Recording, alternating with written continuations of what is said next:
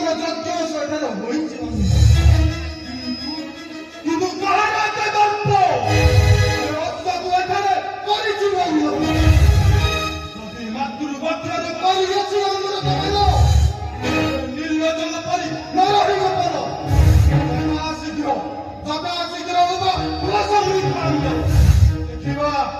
দেখিবা কেমিতিকা বীরা বলি বৈরক্ষ তত্ত্ব